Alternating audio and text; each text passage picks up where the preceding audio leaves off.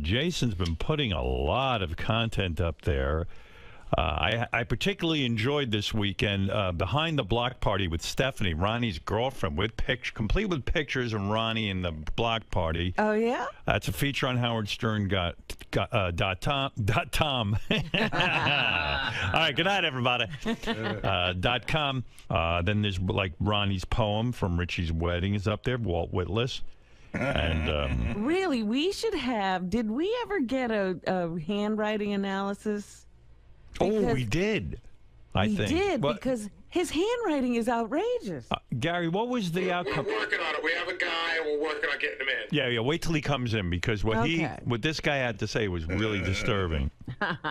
Well, that handwriting is disturbing. You know, I say you can tell a lot about a person by the way they write. Yeah, take a look at Ronnie's handwriting on HowardStern.com right now, and you tell me if it doesn't look like the letter a kidnapper writes to the family.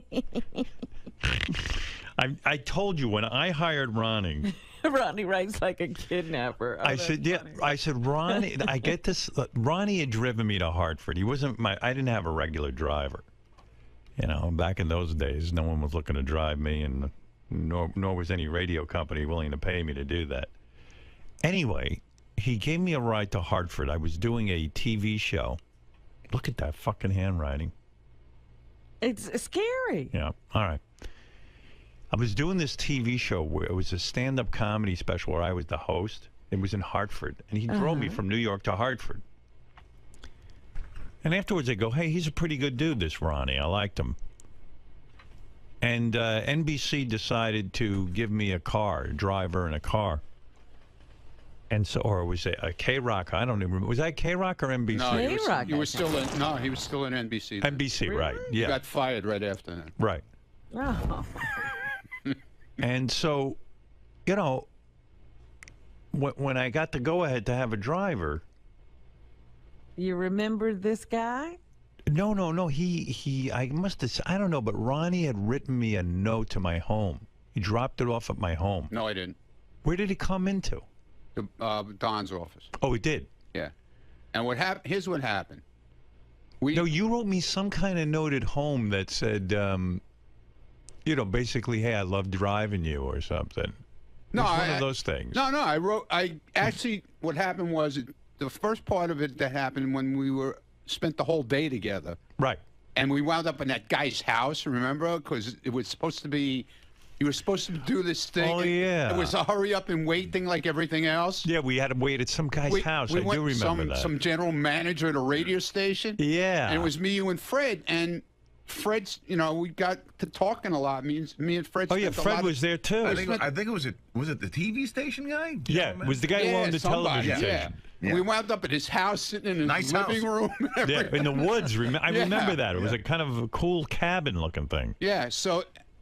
I spent a lot of time with Fred also talking to him, you know, and I just gave two loons. Yeah, and I gave him finding each other. I gave him my business card, and I said, you know, hey, if anything ever comes up, give me a call. Yeah, but there was some note that you wrote. I wrote a letter to you, saying that I had been with you, and I said it was great, you know, and if you ever need service in the future. Well, this letter. Oh, stop. And it wasn't written in crayon. Well, this letter was written in the same handwriting that Ronnie... You'll look on HowardStern.com at Ronnie's poem. Listen. If you ever want to see the Lindbergh baby again... Dude, I have a really shit handwriting, okay? I mean, at first, I thought...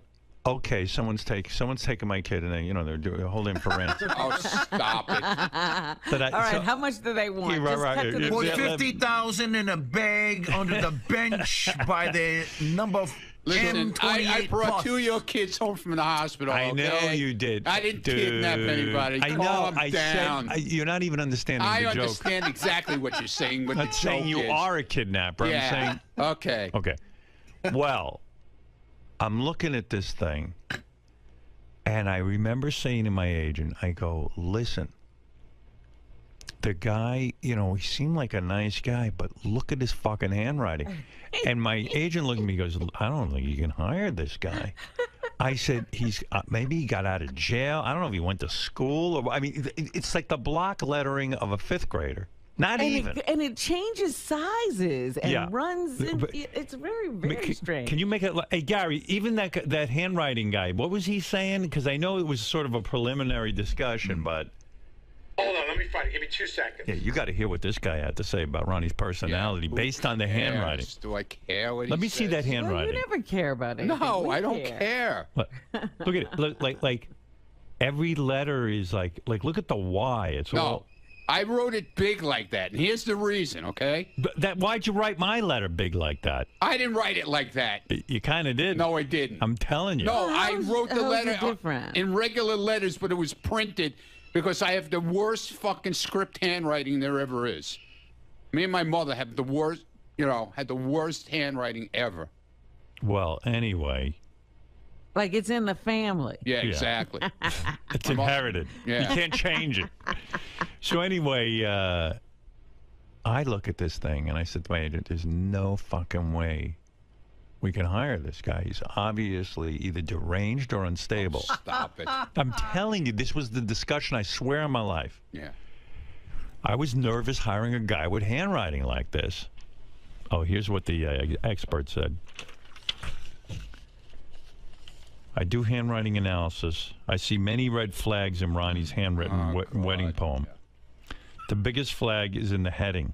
The shape of the letter Y, yes, in the word by, has what is called a felon's claw. Because the lower part of the Y has a claw-like shape. People that make a felon's claw will pretend to have your best interests at heart, but will eventually stab you in the back. Yeah, okay. Wow. As soon as someone treats them nicely, they turn on them by doing something detestable. The last person I knew that used a felon's claw was my sister's ex-boyfriend. He ended up emptying a gun into his new girlfriend, killing her in front of her 17-year-old daughter. Wow. There are many other red flags with the sizing, spacing, margins, and pressure of his handwriting. Yeah, look how hard he presses down. Yeah. Presses down, it's a magic marker. He writes angry. Yeah. Howard, be careful. I write angry. Yeah, okay. It's only a matter of time before Ronnie turns on you in a dangerous way. Yeah, well, I guess, yeah. Guy's an expert. 26 years, man. I guess I better... You better watch out. You are nuts. I should have shot you a long time ago. You're overdue. Well, yeah, you're way overdue, man. Well, anyway, so my agent had a talk with Ronnie on the phone. He says, the guy's got a reasonable price because a lot of people were trying to milk me because they thought I had a ton of dough. No, he actually called me into his office. Yeah, that's what it was. Yeah. And yeah. So, and, he wanted to look you over. Yeah. I looked at everybody's pricing and I said, you know what? Money rules over crazy. I'm going to go with the guy who's reasonably priced. And that's how Ronnie got his job. There you go. All right. Thank you, Ron. Governor Ronnie. What is it? Whatever your name is. Gary, there's one other thing going on with Ronnie that Jason brought to my attention. He wanted me to talk about. So you know the guys are doing a show, Will and Jason do a show called The Back Office Show? Yeah. So they did the show last week, and I guess one of their segments is the overlooked news story of the week. Right. And the overlooked news story of the week was that Ronnie's girlfriend wants to get married. And she's got a plan and even a date. So I guess both Ronnie and her called into the show, but Ronnie says... No, she didn't call in. I called. You called in. Yeah. Ronnie says he's not getting married. Every kind of conversation we've ever had, you told me she doesn't want to get married. No, here's what happened, okay? Go ahead, dude. She was drunk, okay? Yeah, right. And... That's the only way you could want to marry Ronnie. Exactly. First of all, I love her to death. Let's get that straight. She's great, and we're having a great time. So if you love her, give her what you want. And we're traveling, and we're having fun, and it's awesome. So she caught the bouquet at the wedding. Right. When Rachel threw the bouquet. Right. So, of course, Lieberman goes over to interview her after she catches the bouquet, but he's so drunk. He can't even. That's when JD had to take over the interview. Yeah. Okay. So she said she was planning this big party in May this coming May. Right. And that's for her birthday. Right. So I'm helping her do it, but it's not a wedding. It's her birthday party. Yeah. Well, dude, look at it this way. But what she wanted as a gift. No, she's never. Listen, we've talked about this numerous times. But she wants to get married. No. She doesn't. Dude, She said it. Even if she was drunk, she said she wants to. All right. What is it, Jason? But we talked about it, and it's not happening. She knows that. Why not, though? Because I'm not ready for anything like that. I don't know. Maybe. When are you going to be ready? Never. Dude, you don't have that many years left. Listen, I know. Whatever. That's what I keep trying to tell her. Yeah, but why not marry her just to protect her? I keep trying to tell her that. But what about to protect her financially? In other words, so that she feels like she's your wife and she can, Well, I could do that anyway without getting married. Yeah? You know. How do you do that? With a will. Yeah, but you know that shit's up. Well, no, who's going to contest your will?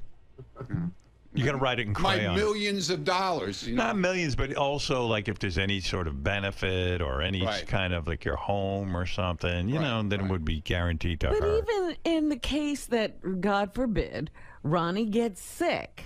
Right. She couldn't go visit him in intensive care. Would you want to visit Ronnie in intensive care? No, but you know. But that's true. If you're really in love with her. Something to think about. Yeah, I know. You won't make an honest woman out of her? I don't know. I mean, she's certainly proven she's Not right devoted. now. How many years you been with her now? Over 5. Wow. All right. We'll see. You know, he is the catch of the century. I've seen these women throw themselves at Ronnie. No, I mean, he is a century. Yeah. Yeah, okay, Robin. No, he's the catch. You're not far behind. He's the. Fuck some hoes. You're not far You behind. got that right. She's catching up to me real quick. Right. I'll never catch her. She'll never give up to Dickie. Yeah, you got that right. Right. Well, all right, Ronnie. All right. A lot of controversy swirling around that. No controversy. Right. I called in and I explained the whole situation to I would love to Jason. hear that. I like Jason's show. It was pretty cool, actually. That's why I heard good things about it. Yeah, A lot it of was people liked a lot it. of cool shit, man. That you. Are you? Someone told me a rumor you're writing another poem. Yeah. I'm working. I worked on it over the weekend. Yeah. What's this one What's about? the new Dude, inspiration? it's. I don't have a real title for it yet. I'm trying to figure it out. It's about. It's kind of like the show in the hallway type thing. Yeah. What goes on out there in the hall. Would you ever publish a book of your poetry? Yeah, right. Yeah, in crayon. In It's Ronnie's gotta handwriting. be in his hand. Yeah, I'm working on it. Actually, I'd buy that. Fred asked me to work on another poem. You know, Well, it is autumn. he took. Well, I'm not doing autumn. Oh, sorry. He already wrote winter. It's about the. But he's got 3 other seasons. It's kind of about the show. Ooh. Oh, good. Yeah. I like when you write about the show. Yeah. All right, Ron, All right. thank you. There he is, Ronnie, the limo driver. He says no marriage for him. Not right now, anyway. Right. Eric, the actor's on the phone, but it's getting fatiguing. He's like, What does he want? I feel bad not picking him up every time, but I can't pick him. Eric, every time I go to the phone, you're there.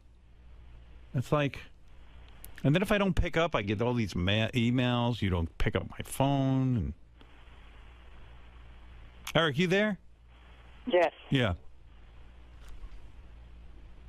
I'm calling because of the fact that you shut me down last week when I was trying to request something. Yeah, I know. It's just sometimes it takes so long, you know. Like sometimes I have time to talk to you, but sometimes I don't.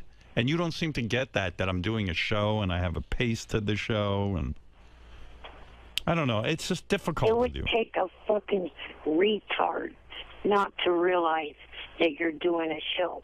I realize you're doing a show, jackass. No, you don't, because then you write letters that I you know, if I keep you on for 5 minutes, you're like, I only got 5 minutes and I had many things to say. You don't get that I do a show. So then you are a jackass. No, I get it. We sound Then like why are you upset if you get it? Because I get constantly asked by people on Twitter and on Facebook, have you called in today? People want to hear me on regardless if you think they do or not. Yeah, but Twitter and Facebook, I don't care what people say on there. They're just They're your fans, you idiot. Yeah, but I don't do this show by the 5 people who like you. Why am I explaining myself to him? How would he ever understand? When he gets a show to do, he does the world's worst show.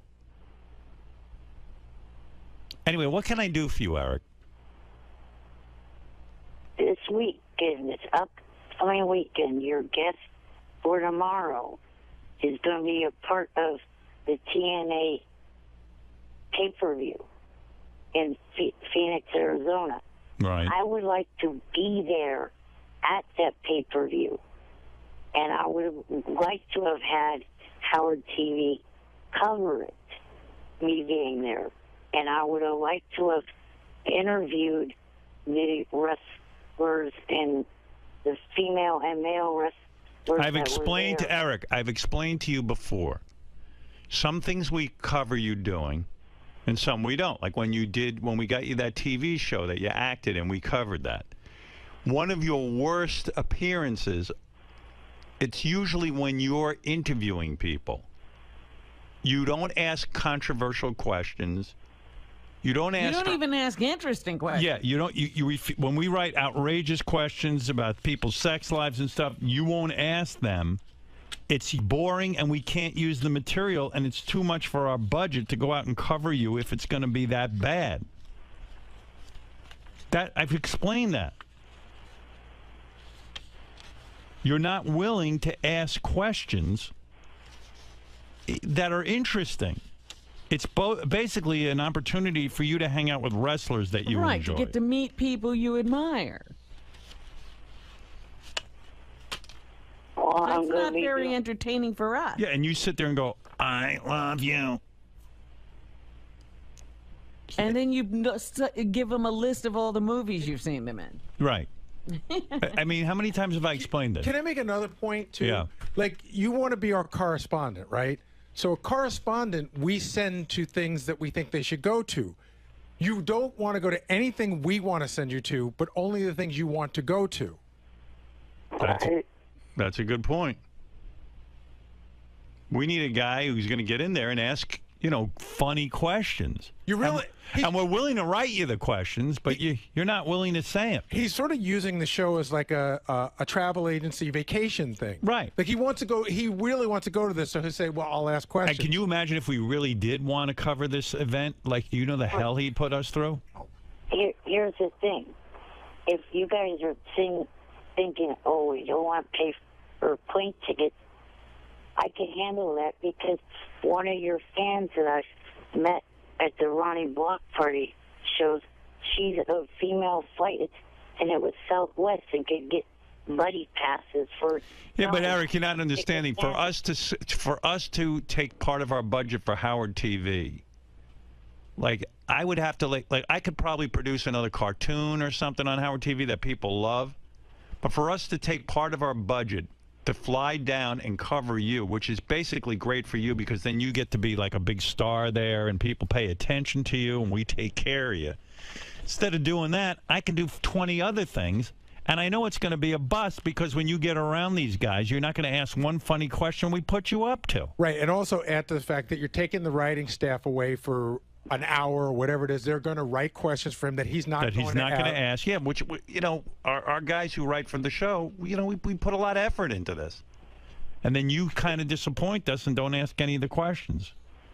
Here's something that you, for some reason, neglect to realize.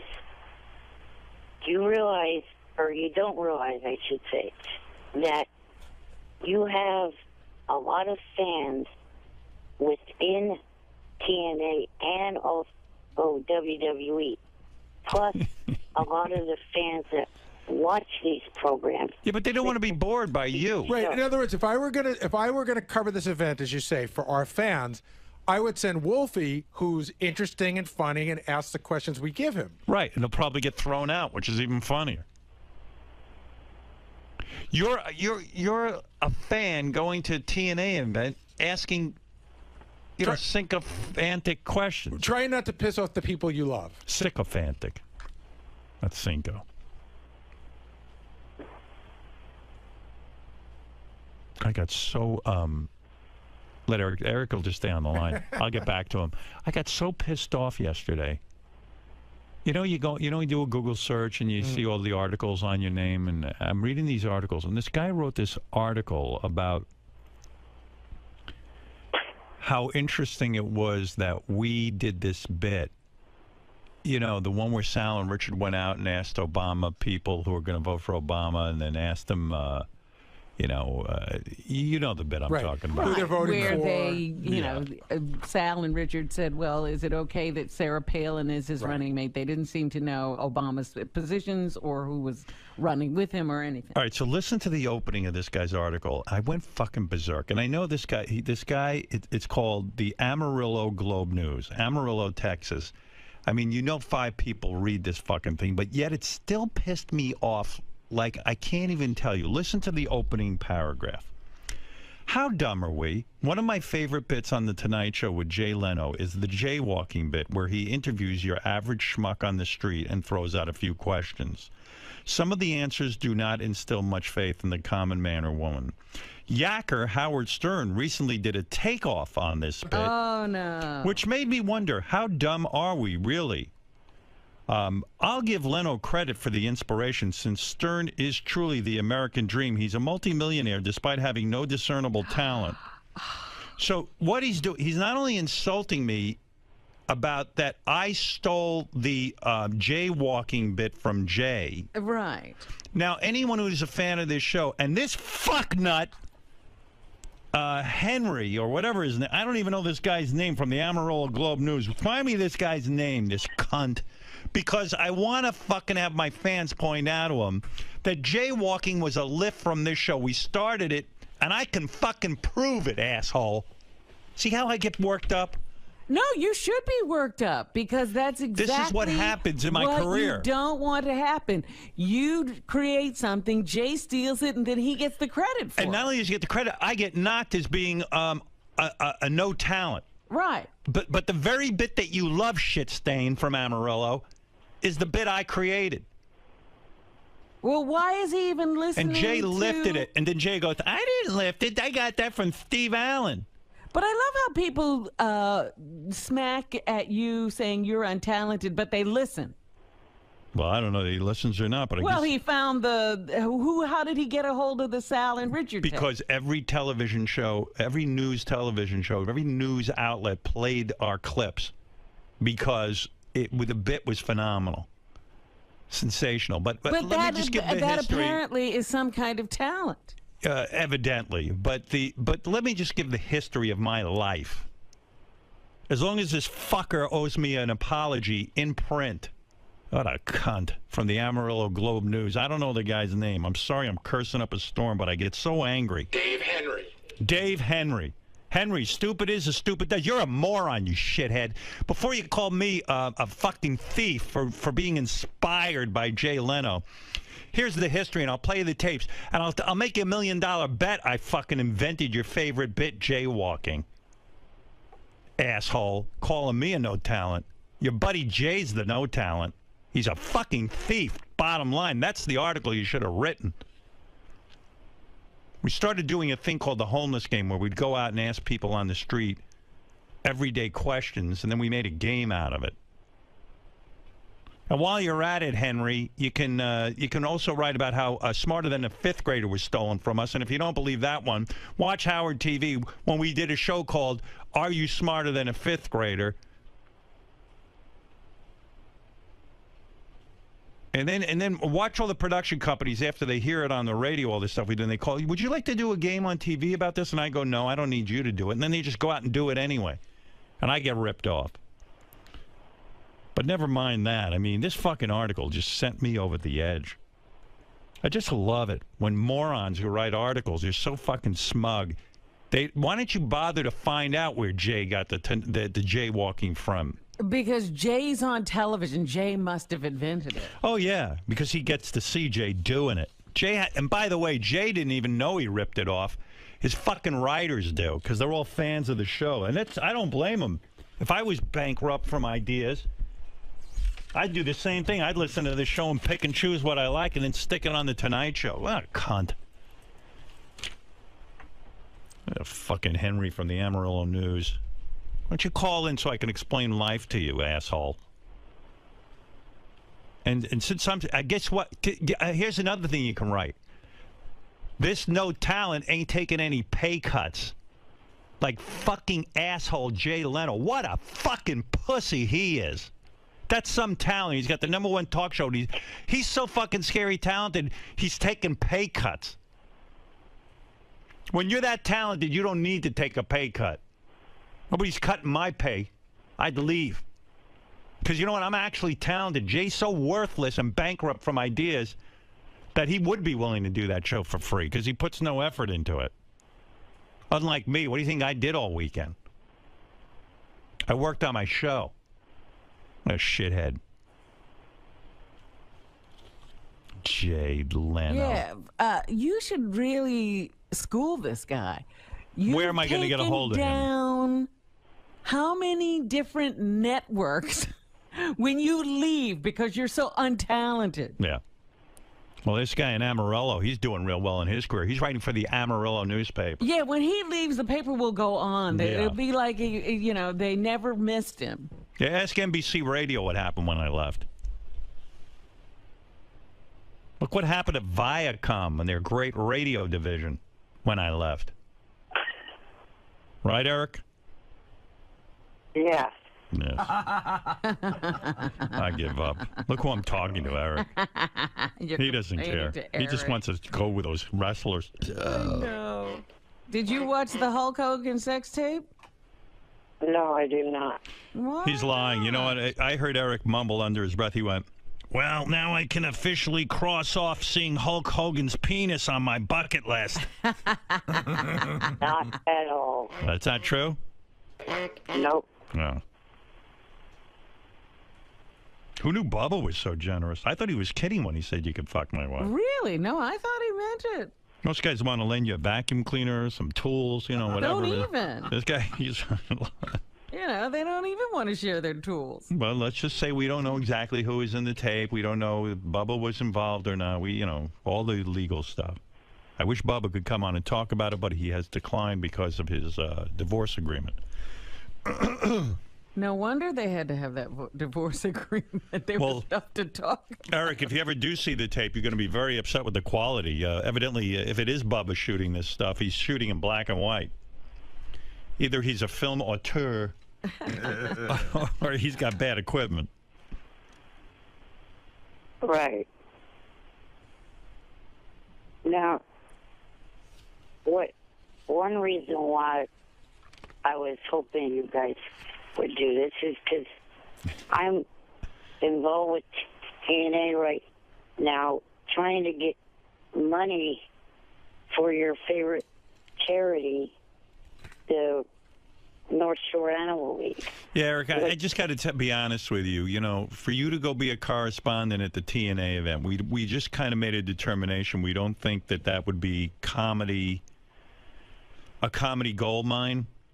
We just kind of feel you go there and you get a lot out of it. You love meeting the actors and you love asking them, you know, wrestling questions because you are respectful to them. But we just don't think we're going to get enough bang for our buck. All right.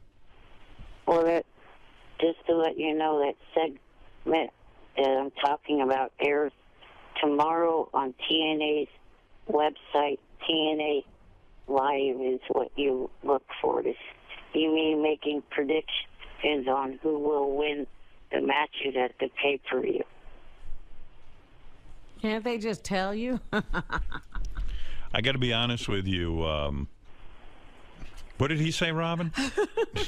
He's going to tell us he's going to make predictions as to who will win the wrestling matches. Oh. Yeah, well, yeah, that's right. Robin's right. They can tell you that in advance. You don't even have to make predictions. The person that I made the predictions against is their announcer, and he doesn't know who's winning. But the winner's already been determined. It's predetermined. But only the writers themselves know, no one else. I just feel Eric isn't... all right, I got to go, Eric. I don't think Eric's professional enough to handle this job on Howard TV, based on some of the other shows he's done. This is his Eric. No, Eric. I want a clear shot to prove to you that I can be as an effective as an interviewer as anyone on Access Hollywood. All right, I'm going to play some tape of. Eric. I'm going to play some tape of one of your past shows. This is your American Idol show, and let's see if we think you really are professional enough. Well, okay, there's Let's listen. the thing. Let's listen. You are now tuning February 1st. They're in Denver auditioning people. And It's a good show, but not our thing. guy said he gets I was going to say this is one of his better shows. Jack Black a lot. You like this show? I don't The quite see thing it. when I did that show and I did the little interview of the friend, I was reading the questions. That's what you want me to do, is read the questions. Yeah, but you pick the questions I am you're comfortable better- with. And you notice how slow I was at doing that. I'm better at doing questions off the cuff. Yeah, I know. Yeah, and but your questions, are terrible. your questions are terrible, and you just suck everyone's balls. But they come out a lot quicker. Yes. But it doesn't What? matter. It's less entertaining. Hey, by the way, did you read 𝗦𝗵cie𝘄𝗿𝗱, your girlfriend, married Ace Young? They both appeared on American Idol, and he proposed. They're married already. Yeah. They didn't even give Eric a chance. Oh, they set a wedding date. Oh, they said a wedding. Yeah, Eric sorry. still could get in there and Hello. make his plea. What do you make of that, Eric? Were you disappointed? That's good for her. Yeah. I know you had quite the crush on her. You used to call her home quite a bit. Almost, dare we say, bordering on stalking. No. Hey, Eric, didn't you call her mother? Yes, but that was to try to get her as a guest for this show that I did. And if it was just a guess thing, why did she block you on Twitter, Diana DeGarmo? Because of all the fakes they were fucking with her, and she confused mine for the fakes. Duh. Right. That is true. All right, Eric, I got to go. The answer is no. We are not going to cover your wrestling event.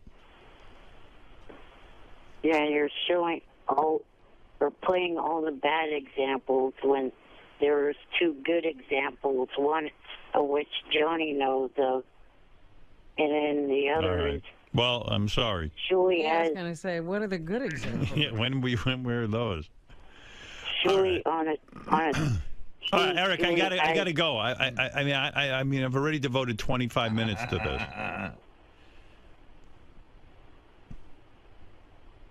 All right. All right. Thank you. I'm sorry. We can't send you to everything. With only some things.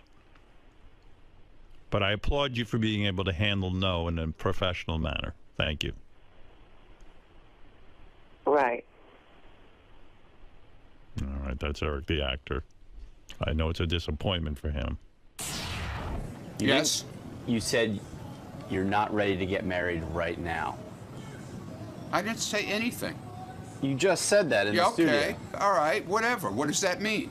That doesn't Well, mean that anything. certainly leaves the door There's or no window doors or open. whatever. There's nothing open right now. The window is shut. So okay? why would you cap that sentence with a "I said for right now"? I mean, you're putting an I ellipsis said on the the end of same your thing on statement. Jason's show, man. The same thing.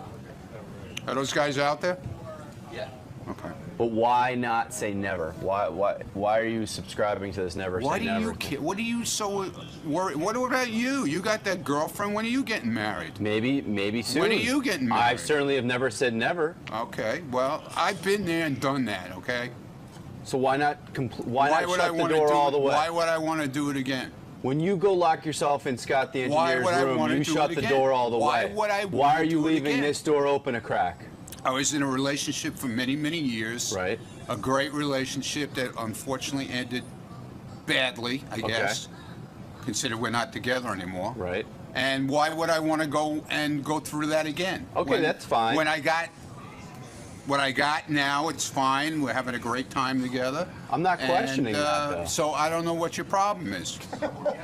My problem is you're not shutting the door. You're leaving it open a crack. You're saying, I might... Dude, don't put any words in my mouth that aren't there, okay? Well, you're allowing the words... I never said I was getting married again. I never said I would ever get married again. I never did. Even Will said that. If you listened to the show, you would have heard. Ronald. Yeah. Part 2. Go ahead, part 2. Your upcoming poem, currently in production. We have work to do. About the show in the hallway. Real quick. We got people... Real quick. Yeah. Are you going to try a different verse structure, rhyme scheme this time? Because you've been criticized in the past. I don't care about being criticized. You want me to write, I write. Maybe you don't like it? Maybe you go with a haiku format. If you don't like it, don't ask me to write again, okay? Fred asked me in his creative writing meeting over here that he has every day, he asked me to write a poem. So I'm working on it. Okay. Okay? Will you include people like myself and John Lieberman in your poem? Because you said you were Lieberman's in there for sure. What about me? He's already in there, believe me. I was just being polite asking about John. What about me? That's what I'm mostly concerned about. Well, Rob is in it. That I can tell you. We spend every morning. In it. Why the hell am I not in it? We spend every morning together. Dude, I'm not done yet. I'm not done. I'm working on it, okay? All right. What's here? I'm bringing him. This guy won't let me go out there and do my job. Hey, I just want to point one thing out, because we talked about this in the wrap-up show. Yeah. You realize that Jason telling me the thing about Stephanie and me bringing it in is my job. Yeah. Me thinking of it on my own, that's throwing you under the bus. Yeah, but the thing is, but I did call in to talk about it. The problem was the clip was bad that we had. Otherwise, I would have played the clip. But I'm just saying, you understand that if I just thought of this and I went in, that would be throwing you under the bus. So if it gives me the information as a producer, I have to bring it forward. Oh, I don't give a shit. I just wanted to make sure you know. No. Because we had a whole conversation about throwing people under the bus. I was there for when it happened. I was listening to the show because it leads into the John Hein TV show, which I'm on. So I made sure that I was listening, and then at the very end of the show, this is when it came up, like 10 minutes to 2. You're such a washwoman. So let's just be clear. We have a job to do. We have guests out there. You will not marry Stephanie. It is called the Cenacle up in Westchester in Tarrytown, not Tarrytown, in I can't think of the name of the town. Portchester. Where were you? I was in like around the Mount Kisco area. I can't think. Armonk. That was it. Yeah. And it was a cenacle with where monks lived, and were silent. And I lived there for a year. The price was right. It was $100 a month to live there. Yeah. This before you're married? Yes. Right. And I had no money. I was just starting out in broadcast. I'm making $96 a week. How much can you afford to pay for rent? It was only you were allowed a cot. You couldn't talk. And weren't allowed to eat meat or fish or anything. You just were served vegetables. And you sat there. And I would come home. I would work all day and night at the radio station. And then I would sit in a room. It was like a jail cell. It was the size of a jail cell. And I would sit there and wait for the next show. And then Bubba got to ask one question, which was, well, when did you start to really make some money? And I explained to him, because Bubba's fantasy was I was making big money in certain markets, like, oh, when you went to Los Angeles. And I said, no, it's just the opposite, because I kind of made some, I think, bad deals. Because I took these stations and elevated them to #1. Yeah. But in order to prove that morning radio could succeed on a syndicated basis, I had to take shitty deals. Well, look at what, one station bill. It's New York, but $50 million from one station. Exactly. But it was almost like Mein Kampf, listening to him, because of my struggle. Meanwhile, you listen to every word. Well, maybe. Well, I said that. I said, I can't. Okay, they got to change subjects eventually. And I'll bet. And then what did they change the subject to? how's Artie? All right. And I said, I love Artie. I said, yeah, Artie's got his issues. And I reminded people that Bubba at one point weighed almost 500 pounds and pulled his life together, but pulled it together when he was ready. 488, that's right. Rough. I couldn't imagine having another 200 pounds. But Artie, you don't understand what was going on. This is very interesting. Instead of that was not the conversation. No. The conversation was Artie has a hole he's trying to fill. No, I said to Bubba, you must have had again. You're wrong. A hole. I said to Bubba, tell me something. If you're discussing Artie's eating, I said whether it's eating or drugs, I said Artie always has some addiction. I got a hole I'm trying to fill. It's on the chick from Philly. So I said to Bubba, do you, now that you've lost weight, do you have this addiction in some other area? I was curious. He said no. The guys explained that he's more addicted to hanging out with his kid. No, I said, but there was a whole discussion about Bubba. I'm going to get to that. You don't let me talk. Yeah, I'm sure Bubba's. Then when I was on Bubba's show, I said, psychologically, the eating, whether it's drugs or gambling or eating or something. Right. I said, you're hungry, not hungry literally, you're hungry for something, whether it's love or who knows, someone to take care of you, you don't know. So I said, Bubba, what do you think you are really hungry for? And I'm talking to a hillbilly, and Bubba's like, I don't know what you're talking about. I go, well... He hasn't examined that. No, he wasn't into examining that. He tried, but it was, obviously not the right form. So I said, Artie needs to get in touch with that.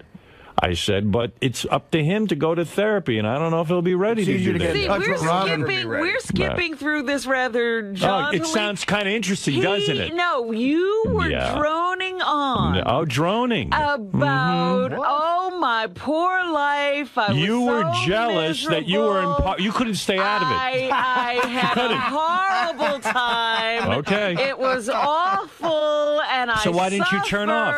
And struggled. I was like, he can't be serious. Why didn't you turn off the radio? No, you know what you did? You had to be a part of it and ruin it. Then from Artie's hole. So what? So turn it off. It wasn't interesting, dude. There's enough channels on Sirius. I wanted to listen to this channel. Yeah. Believe me, you loved it. And you had to insert yourself. After Artie's hole, they went to Tyler's music. And that was fascinating. He thinks giving a kid piano lessons is gay, and I said, you know something? I said, Bubba, wait a second. I said, Bubba, let me tell you something. I said, you think Billy Joel with his young wife and his jets and homes, and I said, right now Beth is on a jet with Billy Joel and Katie going to Chicago to play in front of thousands of people, and he got tons of pussy. And then, of course, Ned said, yeah, and Elton John sucked a cock. So I said, that's a good point. So it was rather fascinating. Should this be... And Billy's got a few holes he's filling. And I even said, if you have the means and you don't offer your kids some kind of musical outlet, it's almost like child abuse. It's like, it's not teaching your kid how to swim. Like poor Robin doesn't know how to swim. That's a life-saving thing. Oh, you're a mess. I'm not going to sit here what I'm going to whine suggest at this point about not getting swimming What lessons. I'm going to suggest to you is that it was hard for you to stay out of hearing me working with another human being. He was so analytical yesterday. I said he must have just come from therapy. I did because not. he was psychoanalyzing everything. No. In fact, my therapist wasn't around, so maybe that's why. But I thought I was very, very astute. Very interesting. Oh, just piercing. Anyway, so getting on with this. So Robin calls in, and then I hung up. She gets on and drops a bombshell on Bubba's show. Now, you sat here for every day and never said a word about this. And you get on Bubba's show and you give him great radio. Now, why would you do that? I love Bubba, but why wouldn't you mention it here first? I was calling you. You know what? I was coming home, listening to the wrap-up show. Not the wrap-up show, The Bubba's show. Bubba Love Sponge You show. came on. Right. I was immediately going to get... But before you came on, I was getting out of my car to call you. And then you came on Bubba's show. Right. And you were doing your thing. And I said, I got to call in. It wasn't to call in to give a bombshell. Yeah, but Robin. And I was only calling in to talk to you. Right. And then I was going to get off, but you bailed and left me on the Bubba show. Oh, believe me, I wanted to get off the show. Even I was boring myself. I just wanted to say happy birthday to Bubba. How long were you on? About 20 minutes. But I mean, like, as Robin says, it felt like 2 hours. and you know, and I vowed I was only going to call in and say hi, happy birthday, and get off because Bubba's got his own thing going, his own agenda. He does a great show. You didn't need me on there. And but you know, I don't know. We started gabbing, and it felt good to me. And then it sounds like Robin's a huge fan of Bubba, and you ruined her show. I did, evidently. I ruined the show. It. Well, nothing wrong with being a fan of Bubba. I'm a fan of it too. Interesting, but it went to the point of when you know when you're going on too long about how miserable you know because you have a great life in comparison. Yes, I wasn't saying I was. I said I had a peculiar life. It was an odd life when I look back on it. May I ask what the context was? Because I didn't hear it. It's like, were they asking the questions that kind of led you down that path? They asked me. They didn't ask. Because I mean, that's what it sounds like. You immediately launched into, "Hey, Bubba, are you one of those guys who says I wish I could have the old days?" And then you went on. And I talked about how the old days were horrible. And what was his answer to that part? He didn't get to. He didn't. Who cared? I was the guest. Sorry. I'm talking. I think you're the same. I feel bad for you because I think you're the same person you were back then with money and fame. I mean, but that wasn't the issue. That was not the issue. He was simply. I'm just talking about what happened on the show, and he's a very successful, very happy man. All right, let's move on to you. I don't think he's happy. Excuse me. I'm very happy. I don't think he's all right, capable. let's move on to you he's now. Way happier than he was. I'm not happy this morning with you. So Robin gets on, and in 2 seconds spills her guts. I didn't spill my guts. Have Artie guess what the bomb. What do you think the bombshell is? She's marrying Martina Navratilova. That's a good one. That's it. Listen, I have no fucking idea. Take a guess. The bombshell. Well, is it something I could deduce logically through knowing Robin or hearing? Maybe, possibly, yeah. Sherlock Lange. Sherlock Lange. Come on, Sherlock Lange. Oh, God. You seem to be straight this morning. You had your subject text. You're awake. You're Come awake. on, you should be able to do this. Yeah, I'll be awake for about another 10 minutes. You're all boring me. What is Robin's bombshell that she dropped on the Bubba the Love Sponge She's getting show? married. Wrong. Okay, that's my guess. I don't know. You know. I know? Try and deduce. Deduce. Who hasn't been around at the last couple of events? Oh, her and Mr. X broke up. Right. Okay. All right. Actually, I did wonder why he wasn't a cafe grade, but you never know. I mean, people do different things. And well, wow, how long? Okay, Grace. Okay, now I'm interested. Now, mind you, she now says that this has been going on a while, but she decides to spill her guts on the Bubba the Love Sponge show. Well, I have a bigger bombshell. Wait a minute. Oh, you Mr. X is dating Dana. Oh, that would be good. Now, that's good. The two of you could jump out the window together. I gotta tell you, much like Robin was with me and Dana. I'm very sad because I love Mr. X. Yeah, he's a very nice guy. I said to myself, I wonder if this will be the same as losing Dana because we all lost Dana. You're right. Yeah. No, he's so much fun at events. I think he's a funny fucking guy. Yeah. Listen, we might have lost Dana, but we gained that hot blonde you were with. Oh, yeah.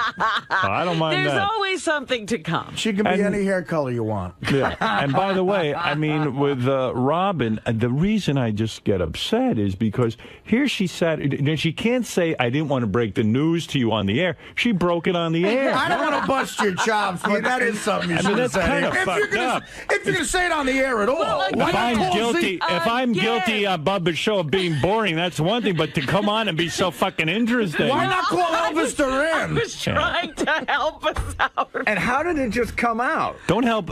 Listen. Well, now I have a million questions, obviously. How long? Well, here's what happened on the Bubba show. Howard, like I said, I didn't mean to be a guest. I was just calling to break up the pity party and get some revelry going on. She couldn't stand to be out of a radio show that I was a part of. Racing isn't enough. Yeah. So then he bailed immediately. I was like, what is he doing? He was supposed to stay. I was supposed to go. Yeah, no, I was getting you gave me it was almost like I said, like it was tag a team. tag team. I said, thank God. Okay, That would goodbye. have been funny if you did reveal it to Howard, but on the Bubba show. That would have been interesting. Left. You know what? He Beth launched himself out of there and left me Beth holding was the in bag. Chicago. She left me dinner with the turkey meatballs and she cooked a bunch of things for me. So How come you don't invite me over for the meatballs? I only had 7 of them. And I know you're going to eat all 7 of them. No, wait, so that leaves 2 for you. Yeah. So I was dreaming about heating that up, and I had the green beans, and I put some rice in there. It was beautiful. That dream. So I was like, I got to go eat, man. And Robin called me and That's went, exactly okay, what goodbye. he said. Hey, I'm going to go have dinner. See you. Yeah, I was like, when you hung up from Bubba's show, did you listen to it? No. Or so when did you find out about this revelation? Tim called me. Oh, well, first, Robin calls me. Because she had the guilt. I didn't have so the she guilt. calls It was up. actually what I was planning to do. Please. Then she calls me, and she says, "Look, I want to tell you, I said something on Bubba's show. First she told me I was boring. Then I did not. I know. And then she waited till here to tell you that. Right. So getting back to this, I wanna know, so Robin calls me after the million Bubba things show. about this. Really? She calls me up, and believe me, I was watching The Sopranos, eating my turkey Oh, meatballs. you're kidding. I interrupted Sopranos. You didn't hear me eating while I was talking to you? I did hear you eating, but I didn't know you were watching The Sopranos. And I heard it was Robin on the phone. Robin's the only person I didn't interrupt that for because I was like, oh, shit. The food is piping hot. Meatballs and the Soprano, the turkey thing's a bit of a minus, but okay, but I don't eat red meatballs meat. and the Sopranos is rough. Right. That's So, a good. That's with a a big nice sauce and a whole thing. That's a nice setup. And who's on the phone?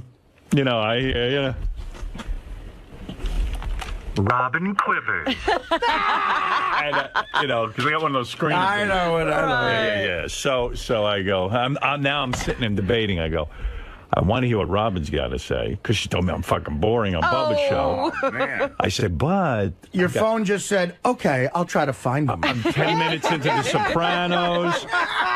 He's eating meatballs watching The Sopranos. I mean, I was in fucking heaven, and I'd been, I was like practically jerking off to that all You should day. have that woman trained to go. Would you like to leave a message? Fuck off, meatballs, Sopranos. Do the math. Or would you want me to find her? Yeah. And by the way, I thought Mr. X was out of the picture because you told everyone. I had heard that Mr. X's mom might be sick or something like that. I heard that. She is, it wasn't the biggest lie in the world. Well, wait a minute.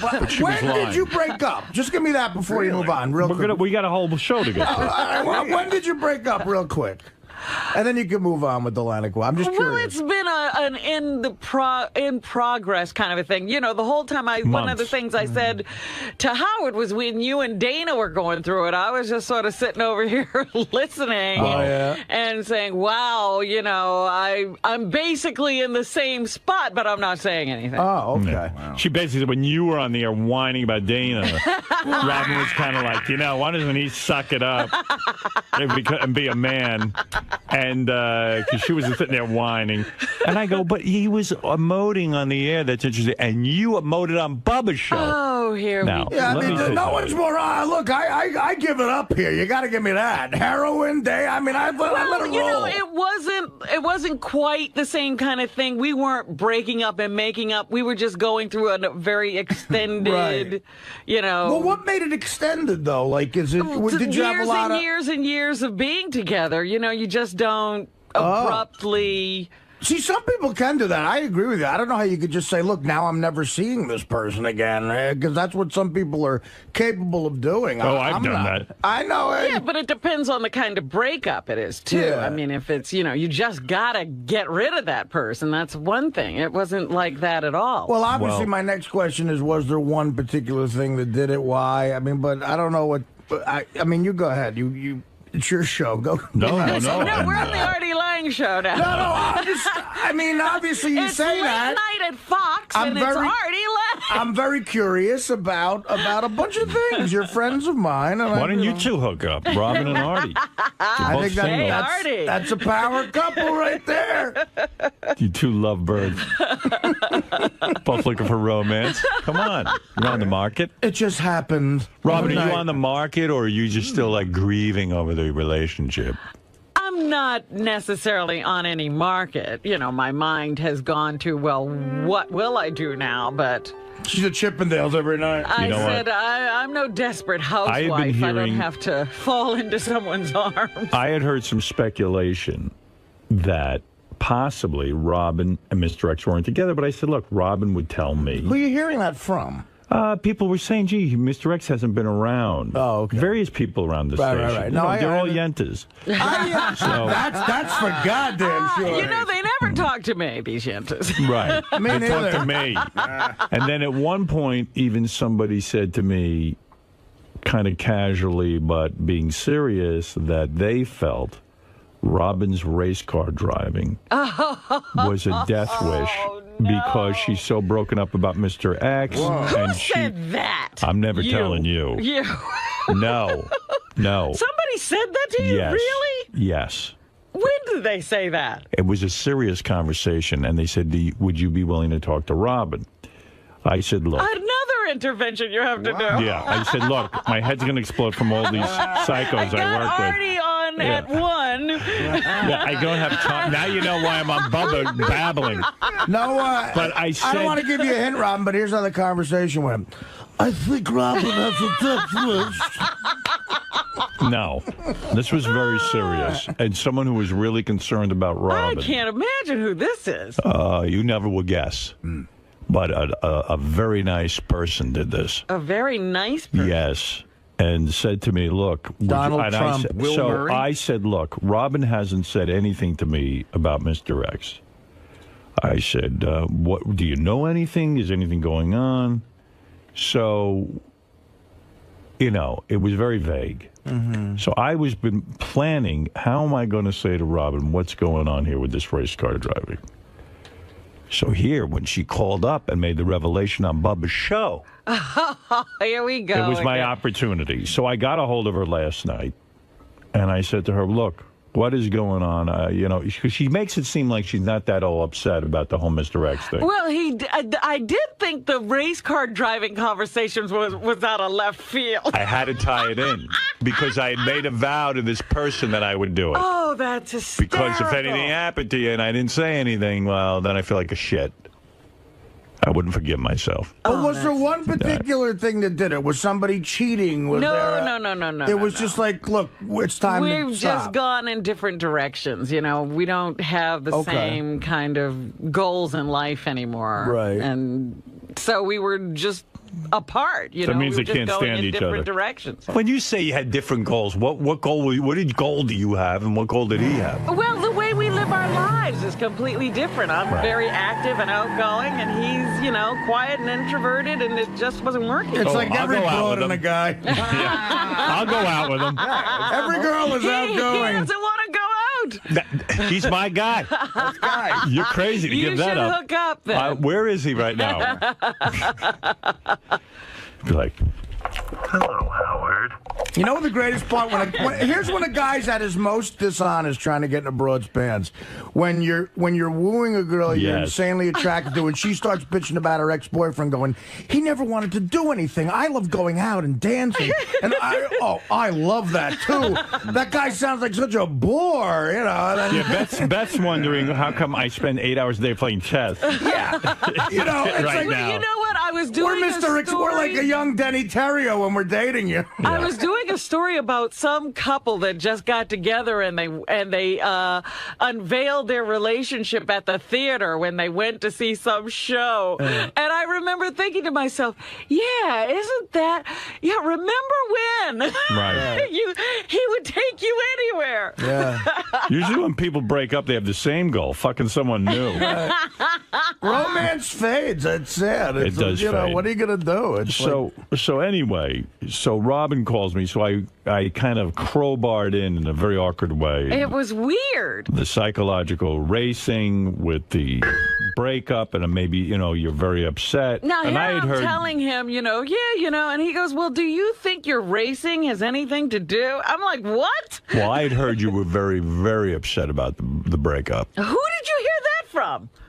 I can't say. Again, I haven't talked to anybody, Howard. All right. Who are you talking to? talking to people. Yentas. No one knew for sure. They were speculating, and I went. And so now I'm very Robin would upset. tell me. Robin would tell me. Of course, she told Bubba. But she told Bubba. Well, I mean, that's seems... like if I announced my divorce. No, on 𝗦𝗵cie. Here's what happened. Again, you abandoned ship. Don't make excuses. I'm telling you, Artie, it was like getting blew it. off. He was jumping on that lifeboat off the Stop. Titanic. Don't tie in if I was a boring guest with your... So you told Bubba because you panicked. With your panic. She's driving in a race car, and yet... It's my fault she told it's your Bubba fault. because I was so bad of a I guest. didn't mean to be on the show. Right. What I meant to Who do... asked you to call in? She didn't mean to be on the show. You accidentally ended up on the show. You called in. What I meant to do was talk to Howard. He happened to be on Bubba's show. I got right off. She goes, "You're boring." I go, "Okay, goodbye. I won't bore anyone anymore. I'm out." Now that I'm here. So then Bubba turns to me and we start talking, and all of a sudden he starts a conversation about me and Mr. X in bed. Right. And I was like, you know what? I am tired of lying. About Mr. X. Yeah, and It not would have been great being... if you said that on the air. It would have shocked us all. What? It would have I shocked was us. planning to, but you, again, Me. bailed out of the situation. No, you didn't do it on our show. No, I didn't want to do it on Bubba's show. I was going to talk to you, and then we would have done this. But it's my fault. I just called in to give you a little boost, and you left. So it's my... Don't even... That's crazy talk. King of all blacks, you're on the air. Robin. Yeah, king of all blacks, king of all blacks, king of all blacks. I knew this for the longest time, and I just kept it inside. Oh, so you're the one who told Howard Yes. that I was racing. I talked to him. How'd you know, genius? I don't think it had anything to do with racing. This guy always was jealous of you. Always. And he just was like, it was eating him up alive how you had this, like, it seemed like an exciting life, and he was just, like, so bored, like, with his own life, and he wanted you to be bored with him. You see what I'm saying? No. You're fucking crazy. It took you forever to get out that analysis, and we hung with you. How do you know his life was boring? You don't know anything about Mr. X. I don't know anything about him, but I know he's one of them bougie type of guys. Yeah, you He's never very met him, far dude. from bougie. He's not bougie? You're No. bougie compared to him. Yeah, you're way more bougie than he It is. would take him about 3 seconds to beat the shit out of you. You're practically Ireland Baldwin compared to him. And he can fight? He's one of the fighters? What a nice reference that was. Yeah. Hey, listen, Howard, I gotta tell you this. I know you are. I read the revenues that you made for K-Rock when you was on K-Rock in the Daily News yesterday. Right. Amazing. $50 million, and now they're down to like 16. That's the right. funniest thing in the world. All right. Thank you, King. All right, love you. Love you, too. He's King going, checking in. Going nowhere. But you know what I mean? It seems to me like when breakups happen, there's some... Like, my thing was fucking 3 months on the air of like, okay... No, this was we broke up. going Why? on. In the beginning, it was nothing. Then the heroin came up, and then I learned from Robin that this went on for a while. it's just some juiciness we're not hearing. No. Or is it No. just, it's like a non... Like, It was kind of like, well, you know, she wanted to do stuff, he didn't, and, you know, and they were just realizing they were two different people, but they still care for each other, concern for Right. each other. But so you haven't been intimate in a long time, Robin. No. When's the last time you were intimate? I can hardly remember. Wow.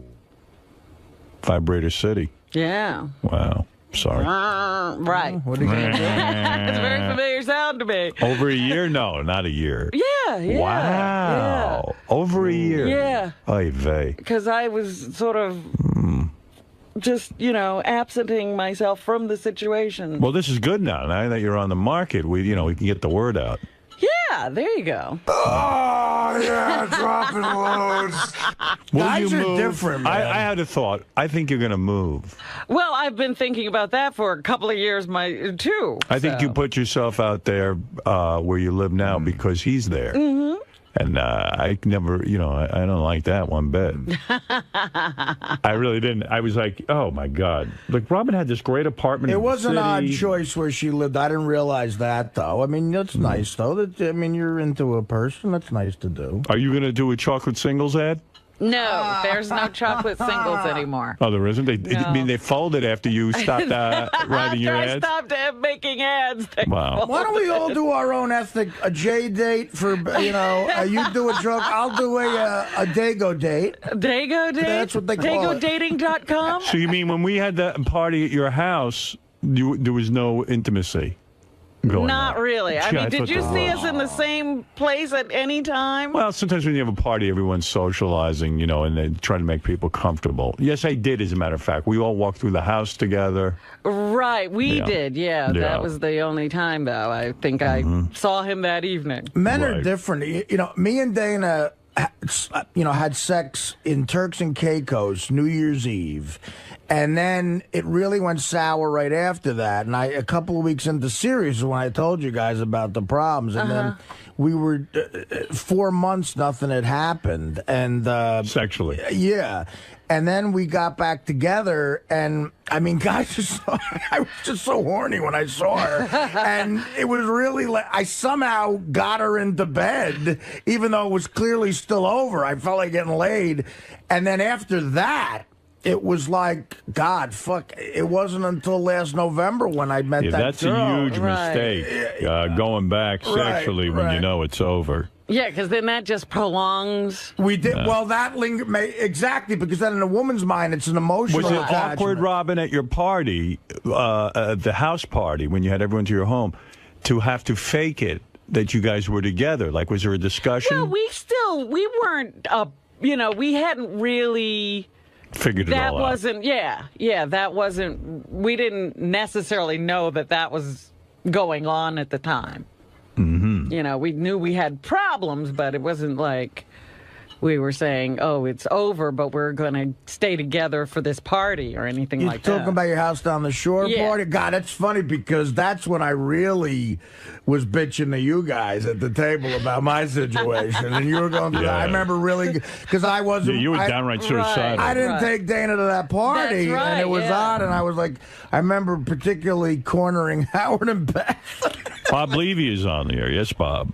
Wow, this is great news, man. I like to be the first one to throw my hat in the ring to try to bang Robin. What about dating Bob Levy, Robin? Is that ever going to happen? You know what? Again, give me some time. It will take a little while before Bob Levy and I'm Robin ready Quivers. For Bob. Do you mind? I tell you, those lines of coke would look great on your black ass. Wow. I love the contrast. Great. Yes, and I'll go racing with you. We'll be doing coke. We'll be up all weekend. Come on, Robin. Give it a try. He'll take you right down that path. The only thing whiter than the coke Bob gets is his hair. Did you find you're not attracted to Bob at all, Robin? I love his comedy. Right.